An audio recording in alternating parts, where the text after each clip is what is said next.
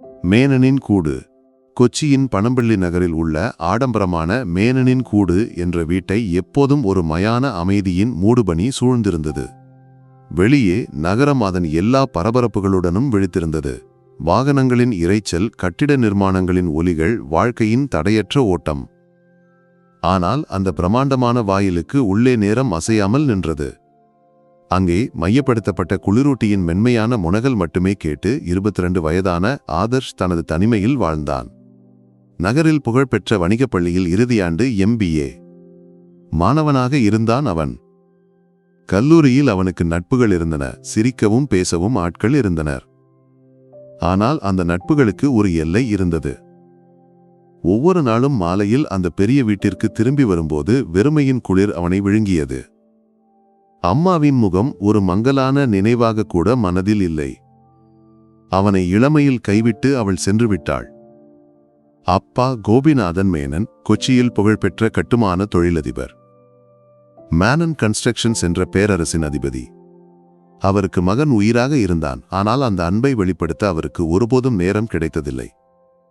தளங்கள், கூட்டங்கள், பெங்களூருக்கும் துபாய்க்கும் உள்ள பயணங்கள், அதுவே அவரது உலகம். அவர்களின் உரையாடல்கள் எப்போதும் வணிக கூட்டங்களின் நிகழ்ச்சி நிரல் போல குறுகியவையாக இருந்தன. ஆதர்ஷ், நான் மும்பைக்கு போகிறேன், புதிய திட்டத்திற்காக. திரும்ப வர 3 நாட்களாகும். சரியப்பா. கணக்கில் பணம் போட்டிருக்கிறேன், ஏதாவது தேவைப்பட்டால் அழை. சரியப்பா. அவ்வளவுதான். அப்பாவின் குரலில் உள்ள அக்கறையை அவன் அறிந்திருந்தான். ஆனால் ஒரு தொடுதலுக்கோ, எப்படி இருந்தது மகனே உன்னாள் என்ற கேள்விக்கோ அவனது மனம் ஏங்கியது. அப்படி இருக்கையில் கோபிநாதன் மேனனுக்கு ஒரு சிறிய உடல்நலக் குறைவு ஏற்பட்டது. உயர் இரத்த அழுத்தமும் தொடர்ச்சியான பயணங்களும் அவரை சோர்வடைய செய்தன. ஒரு சிறிய அறுவை சிகிச்சைக்கு பிறகு மருத்துவர்கள் கடுமையான ஓய்வை பரிந்துரைத்தனர். மருந்துகளும் உணவும் சரியான நேரத்தில் கிடைக்க வேண்டும், மன அழுத்தத்தை முற்றிலும் தவிர்க்க வேண்டும். ஆதர்ஷ், நான் ஒரு வீட்டு செவிலியை ஏற்பாடு செய்திருக்கிறேன். 1 மாதத்திற்கு. எனக்காக இல்லை, உனக்கு ஒரு உதவிக்காக. நான் இல்லாத போது உனக்கு தனியாக சிரமமாக இருக்கும் என்று அப்பா கூறினார். அப்படித்தான் அனிதா அந்த வீட்டிற்கு வந்தாள். வெள்ளை நிறத்தில் நீலப்பூக்கள் உள்ள ஒரு பருத்தி புடவையை அணிந்து, முகத்தில் உலகின் முழு துக்கத்தையும் மறைத்து வைத்தது போன்ற ஒரு பாவத்துடன் அவள் அந்த வீட்டின் படியை கடந்து வந்தாள். 30ஐ நெருங்கிய வயது. ஆனால் அவளது கண்களில் ஒரு வகையான அமைதி இருந்தது. அது யாரையும் ஒரே பார்வையில் கவர்ந்து இரக்கத்தை தோன்ற செய்யும் ஒன்றாக இருந்தது. நான் அனிதா, அவள் மரியாதையுடன் தன்னை அறிமுகப்படுத்தினாள். கோபிநாதன் ஐயாவின் கவனிப்புக்காக ஏஜென்சியிலிருந்து வந்தவள். அவளது குரலில் ஒரு தனித்தன்மை இருந்தது. பல ஆண்டுகளாக அந்த வீட்டில் ஒலிக்காத ஒரு பெண் குரல். ஆதர்ஷ் அவளை பார்த்து ஒரு தலை அசைத்தான். அந்த நொடியில் அந்த வீட்டின் மௌனத்திற்கு ஒரு சிறிய இடையூறு ஏற்பட்டதாக அவனுக்கு தோன்றியது. ஒரு புதிய முகம், ஒரு புதிய குரல். தனது தனிமையான உலகத்திற்குள் நுழைந்து வந்த அந்த பெண் தனது வாழ்க்கையின் போக்கை மாற்றி எழுதப்போகிறாள் என்பதை அவன் அறிந்திருக்கவில்லை. அனிதாவின் வருகை, அனிதாவின் வரவுடன் மேனனின் கூடுவில் உள்ள கடிகார முள்களுக்கு வேகம் கூடியது போல் தோன்றியது. அவள் வெறும் வீட்டு செவிலியாக இல்லை, அந்த வீட்டின் துடிப்பாக மெதுவாக மாறிக்கொண்டிருந்தாள். கோபிநாதன் மேனனின் கவனிப்பை அவள் ஒரு தேவதையைப் போல பார்த்து கொண்டாள். மருந்துகள், கடுமையான உணவு முறை, இரத்த அழுத்த பரிசோதனை வரையெல்லாம் ஒரு இயந்திரத்தின் துல்லியத்துடன் நடந்தது. நாட்களுக்குள் அவருக்கு அவளில் முழு நம்பிக்கை ஏற்பட்டது. ஆனால் அவளின் உண்மையான இலக்கு ஆதர்ஷாக இருந்தது. அது மிகவும் தந்திரமானதாகவும் ஒரு திறமையான சிற்பிக்கல்லிலிருந்து உருவத்தை செதுக்குவது போல நுணுக்கமானதாகவும் இருந்தது. ஒரு நாள் ஆதர்ஷ் கல்லூரியிலிருந்து சோர்ந்து வந்தபோது அவள் ஒரு கண்ணாடி எலுமிச்சை பானத்துடன் அவனருகில் வந்தாள். மகனை, நீ ரொம்ப சோர்ந்திருக்கிறாய், திட்டத்தின் பரபரப்பா என்று அவள் இரக்கத்துடன் கேட்டாள். அந்த கேள்வி ஆதர்ஷுக்கு புதியதாக இருந்தது. அப்பா கூட அவனது படிப்பின் பளுவை பற்றி இவ்வளவு அக்கறை காட்டியதில்லை. ஆமாம் அக்கா, கொஞ்சம் பரபரப்பு இருக்கு என்று அவன் கூறினான். அம்மா இருந்திருந்தால் இப்போது உனக்கு பிடித்தவற்றை எல்லாம் செய்து கொடுத்திருப்பாங்க, இல்லையா என்று அவள் ஒரு புன்னகையுடன் கூறினாள். அம்மா என்ற வார்த்தை ஒரு காயத்தில் தொட்டது போல அவனது உள்ளம் ஒரு கணம் துடித்தது. அவன் நினைவு கூர்ந்தான். சிறுவயதில் சாப்பிட்ட அவியலின் ருசி இப்போதும் நாவில் இருக்கு.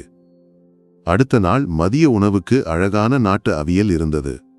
அதன் ருசி அவனது நாவை மட்டுமல்ல, நினைவுகளையும் தொட்டு எழுப்பியது. அது ஒரு தொடக்கம் மட்டுமே. அவனது தேர்வு நேரங்களில் அவள் தூக்கத்தை தியாகித்து கருப்பு தேநீர் தயாரித்து கொடுத்தாள். நீ நன்றாக படிக்கிறாய், பயப்பட ஒன்றுமில்லை, எல்லாம் சரியாகும் என்று ஆறுதல் கூறினாள். அவள் அவனது அறையை ஒழுங்கு செய்யும்போது அவனது புத்தகங்களையும் டைரி குறிப்புகளையும் கவனித்தாள். அவனது விருப்பங்களையும் ஆர்வங்களையும் அவள் புரிந்து கொண்டாள். அப்பாவுக்கு எப்போதும் வணிகம்தான், இல்லையா? உன் துக்கத்தை யார் பார்க்கப் போகிறார்கள் என்று ஒரு நாள் அவள் இரக்கத்துடன் கூறினாள். அந்த வார்த்தைகள் ஒரு விஷவிதை போல அவனது மனதில் விழுந்தன. அதனால் அப்பாவுடனான சிறிய இடைவெளி பெரிதாகவும் அனிதா தனது ஒரே ஆதரவு என்ற உணர்வு அவனில் வலுவாகவும் தொடங்கியது. அவள் தனது கதைகளை அவனிடம் கூறத் தொடங்கினாள். வளைகுடாவில் நல்ல நிலையில் வாழ்ந்த கணவன் ஷாஜியைப் பற்றியும், அங்கு ஏற்பட்ட விபத்தைப் பற்றியும், இழந்த வேலையைப் பற்றியும், கடன்களைப் பற்றியும் அவள் கண்ணீருடன் பேசினாள். ஒரு காலத்தில் ராஜாவைப் போல வாழ்ந்த மனிதன், இப்போது எதற்கும் வழி இல்லாமல் என்று அவள் வார்த்தைகளை முடிக்கவில்லை. ஆதர்ஷ் அவை அனைத்தையும் முழுமையாக நம்பினான். அவளின் இருப்பு அவனுக்கு ஒரு போதையாக மாறியது. கல்லூரியிலிருந்து வீட்டிற்கு திரும்பி வர அவன் அவசரப்பட்டான். அவளுடன் பேசி உட்காரும்போது நேரம் போவது அவனுக்கு தெரியவில்லை. தனது வாழ்க்கையின் எல்லா ரகசியங்களையும், கனவுகளையும், ஏமாற்றங்களையும் அவன் அவளுடன் பகிர்ந்து கொண்டான். அனிதா என்ற பெண் தனது அம்மாவின் இடத்தையும் நண்பரின் இடத்தையும் ஒருங்கே அடைந்து செல்வதை அவன் உணரவில்லை. அவள் நெய்த நம்பிக்கையின் நூல்கள் அவனை எவ்வளவு இறுக்கமாக கட்டிப்போட்டிருந்தன என்பதையும். மழை நாள். வெளியே கோடை மழை பொழிந்து கொண்டிருந்தது. கோபிநாதன் மேனன் ஒரு வணிக தேவைக்காக டெல்லியில் இருந்தார். அந்த பெரிய வீட்டில் ஆதர்ஷும் அனிதாவும் மட்டுமே இருந்தனர். சமையலறையில் பாத்திரங்களை கழுவி வைத்துக் கொண்டிருந்த அனிதாவின் அழுகை கேட்டு ஆதர்ஷ் அங்கு சென்றான். என்னாச்சு அனிதா அக்கா என்று அவன் கவலையுடன் கேட்டான். அவள் புடவை தலைப்பால் கண்களை துடைத்தாள். ஒன்றுமில்லை மகனே என்று அவள் நடுங்கும் குரலில் கூறினாள். ஒன்றுமில்லையா, நீங்கள் அழுது கொண்டிருந்தீர்கள், என்னிடம் சொல்லுங்கள். அவனது வற்புறுத்தலுக்கு முன்னால் அவள் பொட்டி அழுதுவிட்டாள். அவன் அவளை பிடித்து அருகில் உள்ள நாற்காலியில் உட்கார வைத்தான். எல்லாம் இழந்துவிட்டது மகனே, கடனால் நாங்கள் முடிந்துவிட்டோம். அதைவிட பெரிய துக்கம், அதை சொல்ல என்னால் முடியவில்லை என்று அவள் முகத்தை மூடிக்கொண்டு கூறினாள்.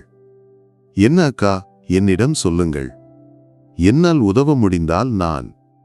அவள் முகத்தை உயர்த்தி அவனை பார்த்தாள். அவளது கண்களில் உலகின் முழு வேதனையும் நிரம்பியிருந்தது. அது பணத்தால் தீர்க்க முடியாத பிரச்சினை இல்லை மகனே. எங்களுக்கு ஒரு குழந்தை இல்லை. திருமணமாகி 8 ஆண்டுகள் ஆகிவிட்டன. ஷாஜி அண்ணனின் விபத்துக்கு பிறகு மருத்துவர்கள் இனி ஒரு குழந்தைக்கு வாய்ப்பில்லை என்று கூறினார்கள். அந்த ஒரே காரணத்தால் அவரது வீட்டுக்காரர்களும் ஊர்க்காரர்களும் என்னை குற்றம் சாட்டுகிறார்கள். ஒரு குழந்தை இருந்திருந்தால் அவருக்கு வாழ ஒரு நம்பிக்கை இருந்திருக்கும். எனக்கும் இந்த குற்றச்சாட்டு கேட்க வேண்டியிருக்காது. அவளது ஒவ்வொரு வார்த்தையும் ஒரு சவுக்கடி போல அவனது மனதில் பதிந்தது. ஒரு பெண் அனுபவிக்கும் வேதனையின் ஆழத்தை அவன் கண்டான். இனி மரணத்தை தவிர எனக்கு வேறு வழியில்லை மகனே. எல்லோருக்கும் முன்னால் நான் ஒரு மலடியாக வாழ்வதை விட அதுமேல் என்று அவள் எழுந்து தற்கொலை பற்றி பேசத் தொடங்கினாள். ஆதர்ஷ் அவளை தடுத்தான். அதெல்லாம் வேண்டாம். எதற்கு இப்படி? அவள் திடீரென அவனது காலடியில் விழுந்தாள். நீ என்னை காப்பாற்ற வேண்டும். எனக்கு ஒரு வாழ்க்கையை திரும்ப கொடுக்க வேண்டும். இந்த பிறவியில் நான் உன் காலடியில் விழுந்து வாழ்ந்து கொள்கிறேன். ஒரு குழந்தையை கொடுத்து என்னை காப்பாற்று. அந்த வார்த்தைகள் ஒரு இடி முழக்கம் போல அவனது காதுகளில் பதிந்தன. அவன் திகைத்து நின்றான். அவனது யுக்தியும் சிந்தனையும் மரத்து போயின. முன்னால் கண்ணீருடன் தனது வாழ்க்கையை யாசிக்கும் ஒரு பெண். அவளது கண்களில் உள்ள தாழ்மை அவனை முடமாக்கியது. இது தவறு என்று அவனது மனம் மீண்டும் மீண்டும் கூறிக்கொண்டிருந்தது. ஆனால் அவளது கண்ணீருக்கு முன்னால் அவனது எல்லா எதிர்ப்பும் உடைந்தது. ஒரு உயிரை காப்பாற்றுவதற்காகத்தானே என்ற எண்ணம் அவனை ஆட்கொண்டது. அந்த மழை பொழியும் இரவில் அவனது வாழ்க்கையில் மிகப்பெரிய தவறான முடிவுக்கு அவன் தலை அசைத்தான். மாறிய வாழ்க்கை. அந்த மழை இரவுக்கு பிறகு மேனனின் கூடுவில் உள்ள சூழல் மாறியது. ஆதர்ஷின் உள்ளே குற்ற உணர்வின் கனல்கள் எரியும்போதும் ஒரு பெண்ணின் வாழ்க்கையை காப்பாற்றியதாக உள்ள எண்ணம் அவனுக்கு தற்காலிக ஆறுதலை அளித்தது. ஆனால் அனிதாவின் முகத்தில் மெதுவாக ஒரு மாற்றம் தோன்றத் தொடங்கியது. பழைய தாழ்மைக்கு பதிலாக அங்கே ஒரு வகையான ஆத்மவிசுவாசம் நிரம்பியது.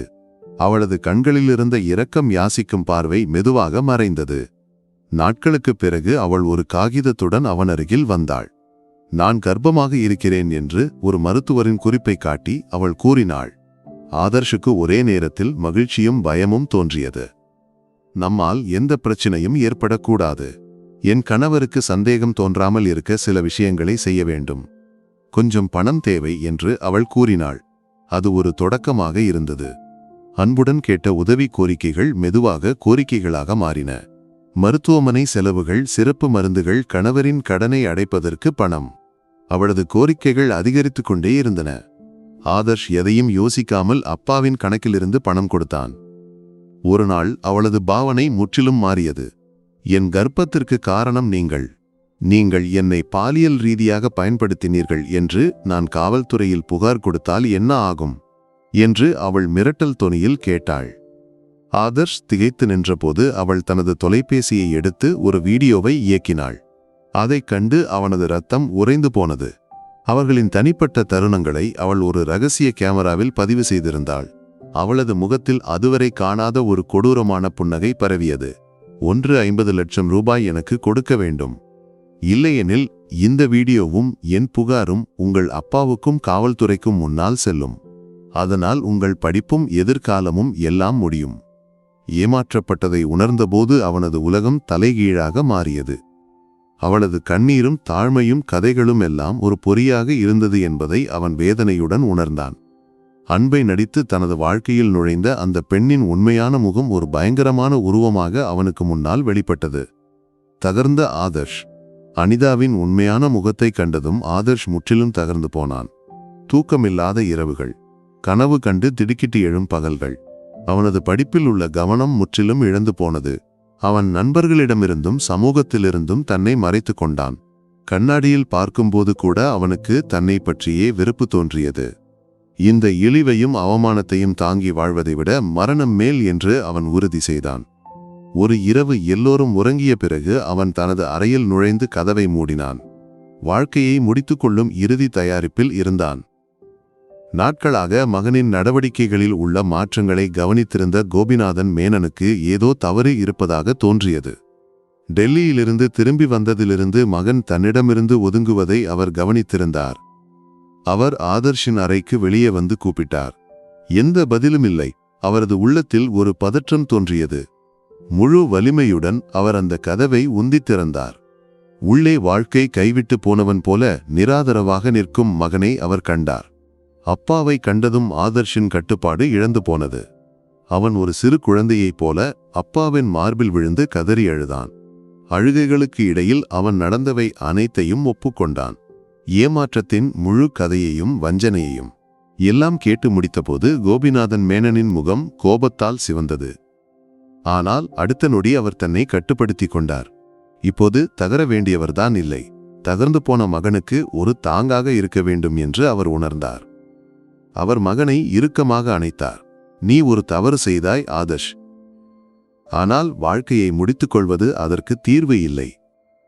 இந்த ஏமாற்றத்திற்கு பின்னால் உள்ளவர்களை சட்டத்தின் முன் கொண்டு வர வேண்டும். இனி நான் சொல்வதை கவனமாக கேள். கருப்பு அஞ்சல் கதை. அந்த வார்த்தைகளில் ஒரு தந்தையின் அன்பும் பல ஆண்டுகளின் அனுபவத்தால் தேறிய ஒரு போராளியின் உறுதியும் இருந்தன. அந்த நிமிஷத்தில் ஆதர்ஷுக்கு இழந்த தைரியம் திரும்ப கிடைத்தது. தான் தனியாக இல்லை என்றும் தனது தந்தை ஒரு பெரிய மரம் போல தனக்கு நிழலாக இருக்கிறார் என்றும் அவன் உணர்ந்தான். கோபிநாதன் மேனன் நேரத்தை வீணாக்கவில்லை. அவர் தனது உயரதிகாரி நண்பரான DYSP வர்கீஸை நேரில் சந்தித்தார். வழக்கின் தீவிரத்தையும் மகனின் எதிர்காலத்தையும் விளக்கினார். வர்கீஸ் ஒரு திறமையான அதிகாரியாக இருந்தார். அவர் ஒரு பொறியை அமைக்க முடிவு செய்தார். அவர்களின் திட்டப்படி ஆதர்ஷ் அனிதாவை அழைத்தான்.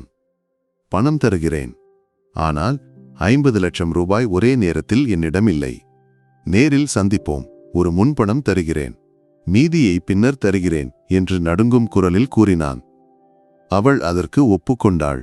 நகரத்திற்கு வெளியே பரபரப்பு இல்லாத ஒரு பழைய விருந்தினர் மாளிகைக்கு வருமாறு கேட்டுக்கொண்டாள். நிர்ணயிக்கப்பட்ட நாளில் பணம் நிரப்பப்பட்டதாக தோன்றும் ஒரு பையுடன் ஆதர்ஷும் கோபிநாதன் மேனனும் அந்த விருந்தினர் மாளிகைக்கு வந்தனர். அவர்களின் ஒவ்வொரு அசைவையும் கண்காணித்தபடி பல்வேறு உடைகளில் காவலர்கள் அந்த இடத்தில் நிலைநிறுத்தப்பட்டிருந்தனர். விரைவில் ஒரு கார் விருந்தினர் மாளிகையின் முற்றத்தில் வந்து நின்றது. அதிலிருந்து அனிதாவும் அவளது கணவன் என்று அறிமுகப்படுத்தப்பட்ட ஷாஜியும் தன்னம்பிக்கையுடன் இறங்கி வந்தனர். ஷாஜியின் முகத்தில் ஒரு குற்றவாளியின் கொடூரம் நிழலாடியது. பணம் எங்கே? ஷாஜி கரடுமுரடான குரலில் கேட்டான். கோபிநாதன் மேனன் அமைதியாக பையை அவர்களை நோக்கி நீட்டினார். அனிதா அந்த பையை வாங்கி ஆவலுடன் திறந்தாள். அதில் நோட்டுக்கட்டுகளை கண்டதும் அவளது முகம் வெற்றி உணர்வில் மின்னியது. அந்த நிமிஷத்தில் பல இடங்களில் நின்றிருந்த காவலர்கள் மின்னல் வேகத்தில் அவர்களை சுற்றி வளைத்தனர். டிஒய்எஸ்பி வர்கீஸ் பர்சனலிபி வந்தார். விளையாட்டு முடிந்தது. அனிதா காவலர்களை கண்டதும் அவர்களின் முகத்தில் இருந்த புன்னகை மறைந்தது. தப்பிக்க வழியில்லை என்பதை உணர்ந்து அவர்கள் மருண்டு நின்றனர். கருப்பு அஞ்சல் மற்றும் பணம் பறிக்க முயற்சித்ததற்காக காவலர்கள் அவர்களை கைது செய்தனர்.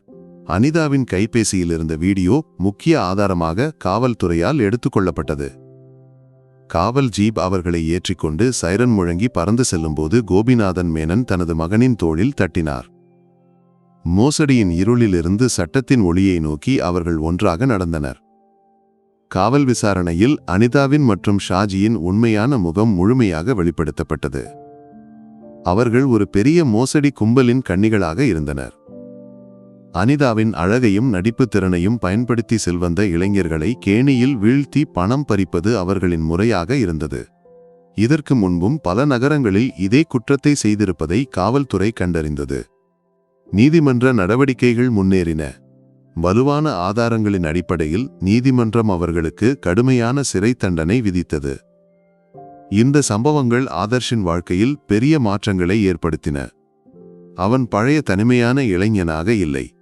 வாழ்க்கையின் மிகப்பெரிய நெருக்கடியை தந்தையுடன் சேர்ந்து எதிர்கொண்டது அவனுக்கு புதிய தன்னம்பிக்கையை அளித்தது.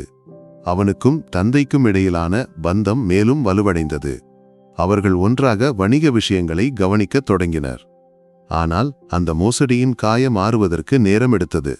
கோபிநாதன் மேனன் தனது மகனுக்கு சிறந்த ஒரு ஆலோசகரின் சேவையை உறுதி செய்தார். மெதுவாக ஆதர்ஷ் அந்த துயரத்திலிருந்து மனரீதியாக வெளியே வந்தான்.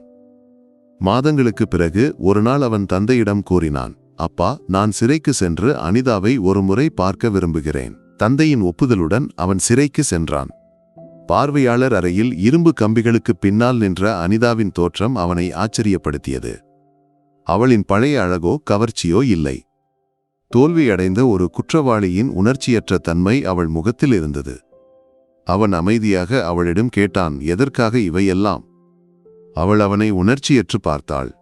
எந்த பதிலும் கூறவில்லை. அவளின் மௌனமே மிகப்பெரிய பதிலாக இருந்தது. அது அவனுக்கு போதுமானதாக இருந்தது. திரும்பி நடக்கும்போது ஆதர்ஷின் மனதில் எந்த பாரமும் இல்லை. மனித உறவுகள் மற்றும் நம்பிக்கையை பற்றி ஒரு பெரிய பாடத்தை கற்று மேலும் பக்குவமும் பொறுப்பும் உள்ள ஒரு புதிய மனிதனாக அவன் வாழ்க்கைக்கு திரும்பினான். முன்னால் அவனை காத்திருந்தது ஒரு புதிய எதிர்காலம். எர்ணாகுளம் குற்றப்பிரிவு அலுவலகத்தின் குளிர்ந்த விசாரணை அறையில் டிஒய்எஸ்பி வர்கீஸ் முன்னால் அனிதாவும் ஷாஜியும் அமர்ந்திருந்தனர். அனிதாவின் முகத்தில் இன்னும் ஒரு பாவமான பெண்ணின் பாவனையை கொண்டுவர முயற்சித்துக் கொண்டிருந்தாள்.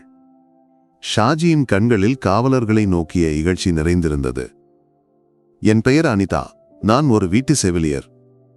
அந்த பையன் என்னை ஏமாற்றினான் சார் என்று அவள் அழுது கொண்டே பேசத் தொடங்கினாள். வர்கீஸ் அமைதியாக மேஜையில் இருந்த அவளின் கைபேசியை எடுத்து அந்த வீடியோவை இயக்கினார். அதிலுள்ள காட்சிகளை கண்டதும் அவளின் முகத்தில் இருந்த நடிப்பின் கடைசி துகளும் மறைந்து போனது. இதுதான் ஏமாற்றமா? ஒரு உரையாடலை கூட பதிவு செய்வது குற்றமாகும். இது மறைக்கப்பட்ட கேமராவில் பதிவு செய்யப்பட்டது. கருப்பு அஞ்சல், சதி, பணம் பறிக்க முயற்சித்தல். குறைந்தது 10 ஆண்டுகள் உள்ளே இருக்கலாம் என்று வர்கீஸ் கூறினார். அடுத்து ஷாஜியின் முறை. ஆரம்பத்திலிருந்தே அவன் ஆக்ரோஷமாக இருந்தான். அவள் என் மனைவி. அவளை அவன் துன்புறுத்தினான். அதற்கு நாங்கள் நீதி கேட்டது தவறா? வர்கீஸ் ஒரு கோப்பை திறந்தார். ஷாஜி, வயது 38. உண்மையான பெயர் ரஷீத். பாலக்காடு பூர்வீகம். பெங்களூரில் ஒரு நகைக்கடை திருட்டு வழக்கிலும் சென்னையில் ஒரு ரியல் எஸ்டேட் மோசடி வழக்கிலும் குற்றவாளி. அனிதா இல்லை, உண்மையான பெயர் சீனத் ரஷீதின் கூட்டாளி. உங்கள் குப்பை கதையையும் விபத்தையும் நாங்கள் நம்புவோம் என்று நினைத்தீர்களா? தங்களின் உண்மையான வரலாறு காவல்துறையின் கைகளில் இருப்பதை உணர்ந்ததும் அவர்களின் எதிர்ப்பு உடைந்தது. மெதுவாக அவர்கள் எல்லாவற்றையும் ஒப்புக்கொண்டனர். செல்வந்த குடும்பங்களின் இளைஞர்களை இலக்காக கொண்ட ஒரு பெரிய வலையமைப்பின் பகுதியாக இருந்தனர். அனிதாவின் அழகும் நடிப்பு திறனுமே அவர்களின் முக்கிய ஆயுதம். ஆதர்ஷுக்கு முன்பு பலரையும் இதே பொறியில் வீழ்த்தி லட்சங்களை பறித்திருந்தனர். விசாரணை முன்னேறும்போது ஆதர்ஷ் எவ்வளவு பெரிய ஆபத்தில் இருந்து தப்பித்தான் என்பதை கோபிநாதன் மேனன் உணர்ந்தார். சட்டத்தின் கைகள் அவர்களை இருக்கும்போது வெளியே அவரது மகனின் வாழ்க்கை பாதுகாப்பாகிக் கொண்டிருந்தது. அனிதாவும் ஷாஜியும் கைது செய்யப்பட்டது கொச்சி பத்திரிகைகளில் ஒரு சிறிய செய்தியாக வந்தது. கருப்பு அஞ்சல் மோசடி கும்பல் பிடியில் என்ற தலைப்புக்கு அப்பால் கோபிநாதன் மேனன் தனது செல்வாக்கை பயன்படுத்தி ஆதர்ஷின் பெயர் எங்கும் வராமல் கவனித்தார். ஆனால் வெளி உலகம் அறியாத காயங்கள் ஆதர்ஷின் உள்ளே ஆழமாக இருந்தன. அவன் இரவுகளில் திடுக்கிட்டு எழுந்தான். மக்களை எதிர்கொள்ள பயந்தான். அவனது மாற்றத்தை கண்ட கோபிநாதன் மேனன் நகரத்தின் புகழ்பெற்ற உளவியல் நிபுணர் டாக்டர் செரியனை அணுகினார். முதலில் பேச தயங்கினாலும் டாக்டரின் மென்மையான அணுகுமுறைக்கு முன்னால் ஆதர்ஷ் மெதுவாக மனதை திறந்தான். தான் அனுபவித்த மோசடி, நம்பிக்கை மோசம், குற்ற உணர்வு, பயம் எல்லாவற்றையும் பகிர்ந்தான். ஆதர்ஷ், நீங்கள் ஒரு பாதிக்கப்பட்டவர். உங்கள் இரக்கமும் அன்பும் ஒரு குற்றவாளியால் பயன்படுத்தப்பட்டது. அதற்கு நீங்கள் வெட்கப்பட வேண்டியதில்லை என்று டாக்டர் கூறினார். அந்த வார்த்தைகள் அவனுக்கு பெரிய ஆறுதலை அளித்தன. ஆலோசனை அமர்வுகள் அவனை மெதுவாக வாழ்க்கைக்கு திருப்பிக் கொண்டு வந்தன. அதே நேரத்தில் கோபிநாதன் மேனனும் மாறிக்கொண்டிருந்தார். அவர் தனது பரபரப்பை குறைத்து மகனுடன் அதிக நேரம் செலவிடத் தொடங்கினார்.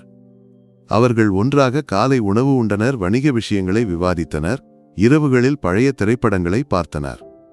ஒரு நாள் இரவு மாடியில் அமர்ந்திருக்கும்போது கோபிநாதன் மேனன் கூறினார், என் ஆரம்ப காலத்தில் நானும் பலமுறை ஏமாற்றப்பட்டிருக்கிறேன். வணிகத்தில் நம்பியவர்களே பின்னால் குத்தி இருக்கிறார்கள். ஆனால் ஒவ்வொரு வீழ்ச்சியும் நம்மை மேலும் வலிமையாக்கும். நீயும் இப்போது மேலும் வலிமையாகியிருக்கிறாய். தந்தை முதல் முறையாக தனது வாழ்க்கையின் தோல்விகளை பற்றி பேசுவதை கேட்டு ஆதர்ஷுக்கு ஆச்சரியமாக இருந்தது.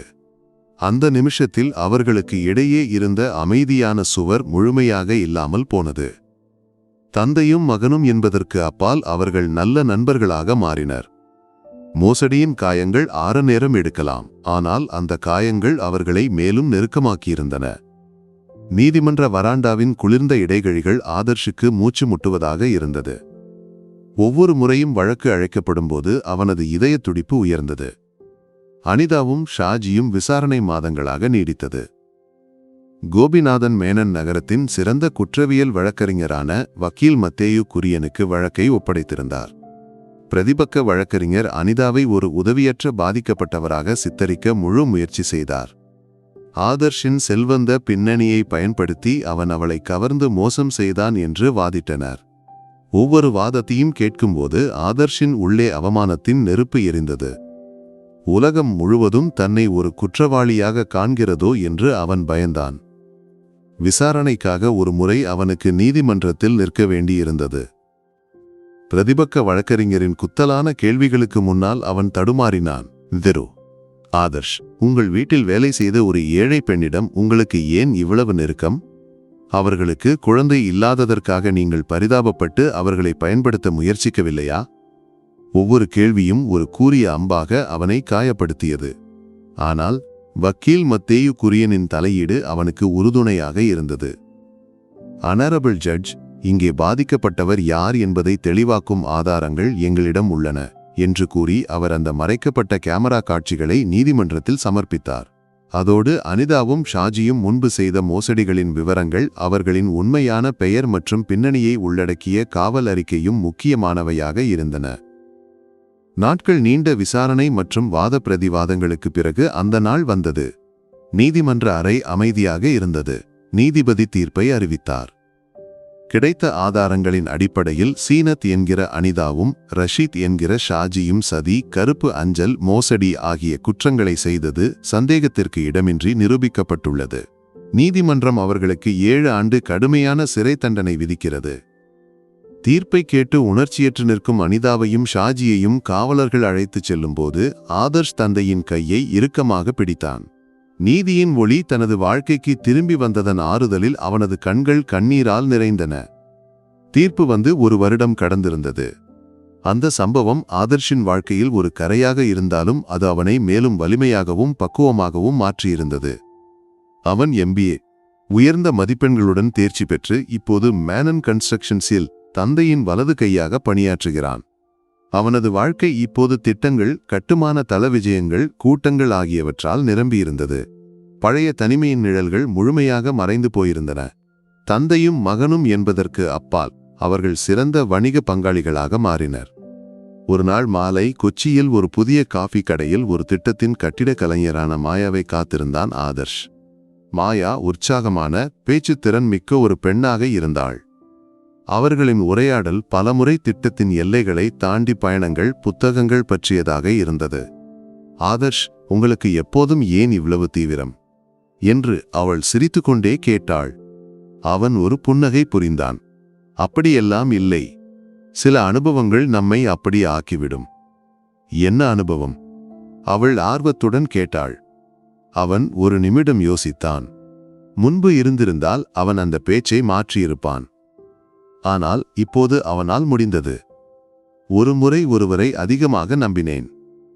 அதிலிருந்து நிறைய கற்றுக்கொண்டேன் என்று அமைதியாக கூறினான். அவனது குரலில் இருந்த பக்குவமும் உண்மையும் மாயாவை கவர்ந்தது.